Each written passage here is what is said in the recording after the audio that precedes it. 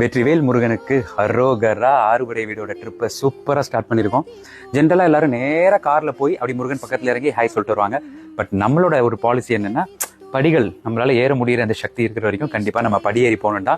வாங்க இப்போ திருத்தணி முருகனை படியேறி போய் பார்க்கலாம்.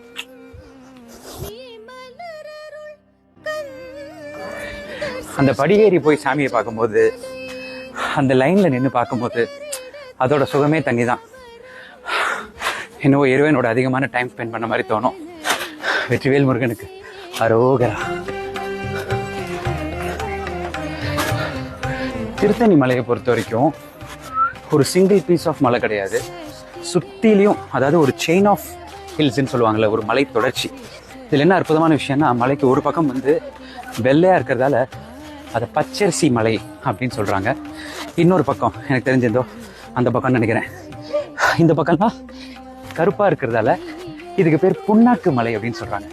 ஸோ இந்த பச்சரிசி மலைக்கும் புண்ணாக்கு மலைக்கும் நடுவில் இருக்கிறது தான் திருத்தணி மலை. ஈஸியாக ஏறிடலாம், வெயிலாக இருக்கிறதால கஷ்டமாக இருக்கு. வாங்க.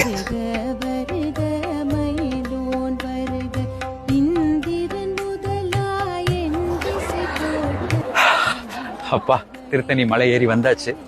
ஸோ திருத்தணி ஆறுபடைகளில் மிக மிக முக்கியமான ஒரு கோயில். ஸோ இந்த கோயிலோட விசேஷம் என்னன்னு பார்த்தீங்கன்னா, சூரபத்மனோட பயங்கரமாக ஃபைட் பண்ணுறாரு முருகன். அது போக வேடர்களோடையும் ஒரு சண்டை போடுறாரு. அப்போ செம்ம கோவத்தில் இருக்காரு. அந்த கோவத்தை அவர் தனிச்ச மலை தான் இந்த மலை. அதாவது இந்த மலையோட பேர் தணிகை மலை. காலப்போக்கில் தணிகையோட திரு சேர்ந்து அது திருத்தணியாக மாறிடுச்சு. ஸோ திருத்தணி கோபுரத்துலேருந்து உங்கள் எல்லாருக்காகவும் ப்ரே பண்ணிக்கிறேன்.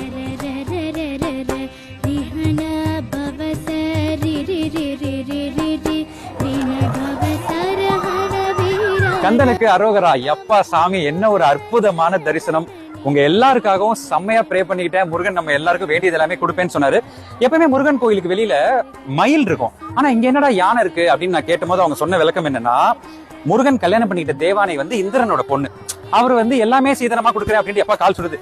இப்படி வாங்க, இங்க என்ன பேசுறது அப்பா. நீங்கள் நல்லா நினைக்கங்க.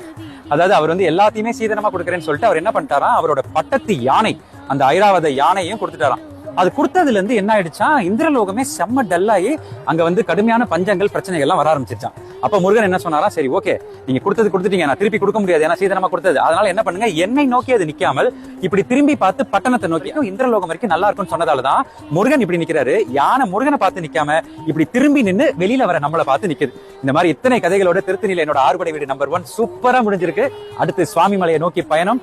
எம்பெருமான் முருகன் கந்தனுக்கு அரோகரா, முருகனுக்கு அரோகரா.